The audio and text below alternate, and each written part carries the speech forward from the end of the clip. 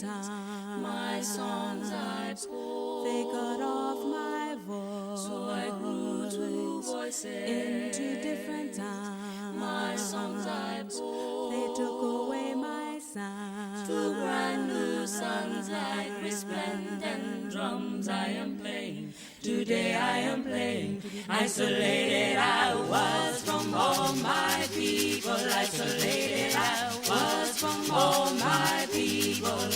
My twin songs are returning like in an echo. And despite the darkness of this exile, my poems set fire against the mirror.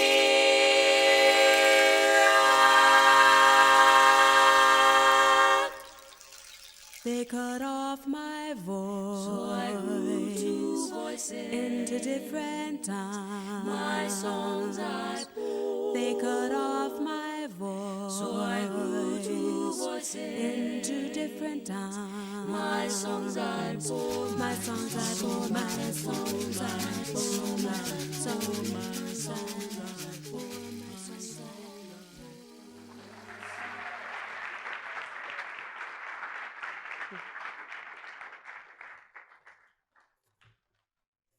I was 21 years old when they came for me.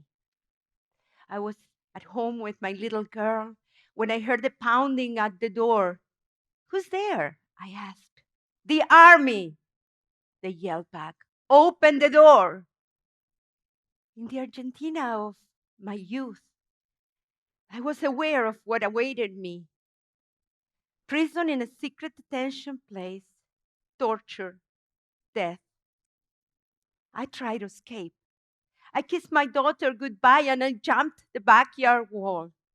But they caught me and they took me to a secret detention place cynically called the little school, where I was blindfolded with my hands tied, tortured, starved, and waiting to be killed at any moment. For the following 5 months, I did not know what they had done to my daughter. That was 1977, and the dictatorship in Argentina had managed to disappear 30,000 people. That is 1 per 1,000 of the population of the country back then. The youth were heavily targeted. They were active in the resistance movement. A few survivors and the mothers, fathers, and siblings of the disappeared told the world about our ordeal, and international solidarity put pressure on the government, and some of us were saved. I was lucky to recover my little girl. 500 children were either born in these places or taken away with their parents and remained disappeared. Only 1 in 5 of those we could recover decades later. I spent 3 years in a prison with no charges until I was forced to choose between staying in that place or being expelled from my country. And of course, I decided to leave the country. I was given refuge, accepted as a refugee in the United States, and I came with my little daughter. She was 4 then, and we reunited with her father at the Seattle airport. Seattle. Fast forward a few years until the mid-'80s. I'm in an auditorium like this one, listening to the song of the Exile played by Sweet Honey and the Rock. And there in the audience, I thought for a minute, now I can die. My words are in the world. What else? Right? And then I thought, what a scary thought, right? For somebody who had been so close to death. I realized it was more of a feeling of elation. My voice had been heard, it had been made to sound beautiful. I had been empowered as a survivor. Yes, I know. We are all somehow survivors. We survive SATs, ACTs, we survive AP examinations, we survive college application deadlines, we survive heartbreak and car crashes. And many of us spend hours glued to a screen watching how other human beings choose to brave the elements and survive. But too many people in the world today are victimized by their own governments. A few of them survive to tell the tale, para contar el cuento, like we say in Spanish. The problem is the world not necessarily wants to listen to them. Too often people say that survivors don't want to share their memories. Sharing our memories hurts. And why suffer if justice is not done? Why suffer if even our word as witnesses is challenged? My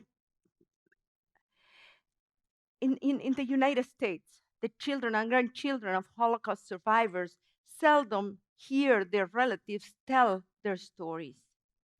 If asked, survivors will say that they're sparing their youngsters from the pain of listening, right? My grandfather, my paternal grandfather, Mauricio Partnoy, he never told me that he, as a teenager, had perforated his eardrum to avoid a military service in Tsarist Russia that would keep him, because he was Jewish, keep him for decades there and torment him. He never told me that even then he left the country, came to Argentina as a refugee, and a few decades later he heard that the remaining family had been exterminated by the Nazi regime. My grandfather didn't see any need to tell the story. In my case, I chose to tell about that secret detention place where I was held. My book, The Little School, bears the name of that concentration camp. And I chose to write about it to honor the memory of my friends from high school who were exterminated, killed there, to also educate the world about the crimes that governments want to hide. But I needed to multiply my voice. So I edited an anthology of women. And these women from Latin America share their poems, their stories, their essays, their letters. Their lights accompanied me. In 1993, I co-chaired the Survivors Committee. And hundreds of us went to Vienna. You know what was happening there? The United Nations Conference. And they were discussing human rights. So we took a petition there to Vienna, signed, like I said, by hundreds. If the governments of the world had acted in a timely fashion, if they had listened to our voice, millions of lives could have been saved. We asked in that petition that individuals could appeal to a court, that there was that an international court was created where people could sue their own governments for these type of crimes. This was in 1993. See, justice is at the core of our struggle as survivors. And that is why the talk of my life took place in an auditorium like this one, when my book, The Little School, was entered as evidence in the trials against the genocide perpetrators in my hometown. It was the auditorium of the college I attended back then. My testimony was instrumental to bring justice. That was truly, truly healing. But many years before that, I had been visiting colleges and universities and seeing students like you and being nurtured by your solidarity. And that is why, with my husband, Antonio Leiva, we created an organization called Proyecto Voz, Voices of Survivors. Proyecto Voz, Voices of Survivors, brings other survivors to lecture at universities and high schools, like Veronica de Negri, who was tortured in Chile and had to leave her beloved country because of the dictatorship of Pinochet, like Evangelina Arce, the poet mother of Ciudad Juarez, and other victims.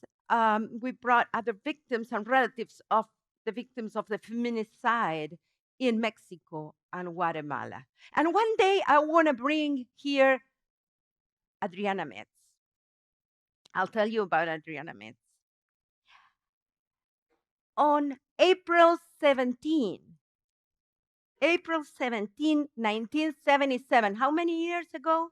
Exactly today, math people, 39 years ago, a baby boy was born in the little school.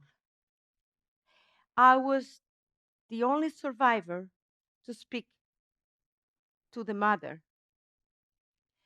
before they took her and her husband away and they disappeared forever.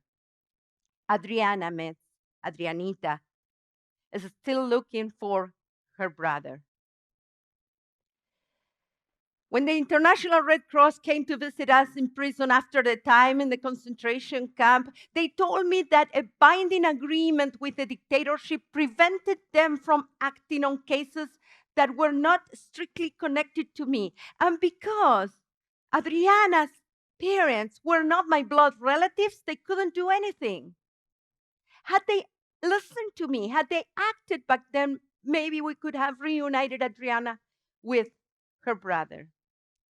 That is why I will never stop telling the story. That is why I will never stop asking you to listen to the voices of survivors for truth, for memory, for justice. I will never stop you to ask to become mirrors, to multiply our light so we can see the road of solidarity in front of us. So together we can light the way. Thank you.